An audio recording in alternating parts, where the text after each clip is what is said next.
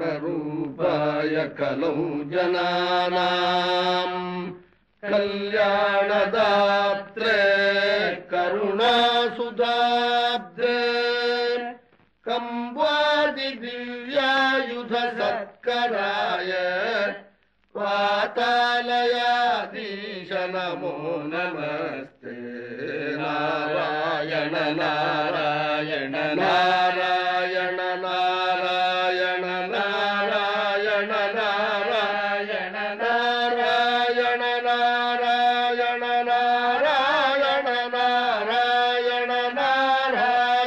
नारायण नारायण नारायण नारायण नारायण नारायणेत्यादि जपद्भिरुच्चैः भक्तैः सदा पूर्णमहालयाय स्वतीर्थगाङ्गोपमवारिमग्र निवर्तिताशेषरुजे नमस्ते। नारायण नारायण नारायण नारायण नारायण नारायण नारायण नारायण नारायण नारायण नारायण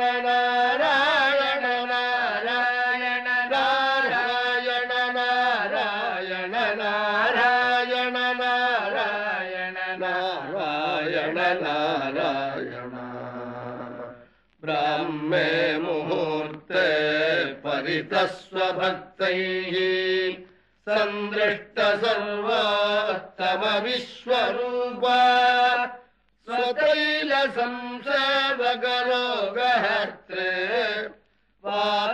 वातालयाधीश नमो नमस्ते। नारायण नारायण नारायण नारायण नारायण नारायण नारायण नारायण नारायण नारायण नारायण नारायण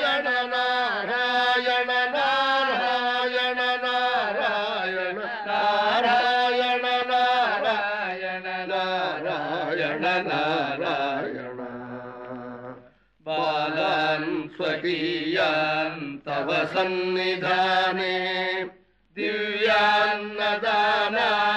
परिपालयद्भिः सदा पठद्भिश्च पुराणरत्नम् संसेवितायास्तु नमो हरेते। नारायण नारायण नारायण नारायण नारायण नारायण नारायण नारायण नारायण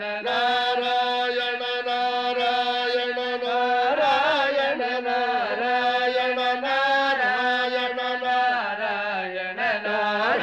नारायण नारायण नारायण नारायण नित्यान्नदात्रे च महीसुरेभ्यः नित्यं दिवि स्थैर्निशि पूजिताय मात्रा च पित्रा च तथोद्धरेण सम्पूजितायास्तु नमो नमस्ते। नारायण नारायण नारायण नारायण नारायण नारायण नारायण नारायण नारायण नारायण नारायण नारायण नारायण नारायण नारायण नारायण अनन्तरामाख्यमखिप्रणीतम् स्तोत्रम् पठेद्यस्तु नरस्त्रिकालम् वातालयेशस्य कृपाबलेन लभेत सर्वाणि च मङ्गलानि। नारायण नारायण नारायण नारायण नारायण नारायण नारायण नारायण नारायण नारायण नारायण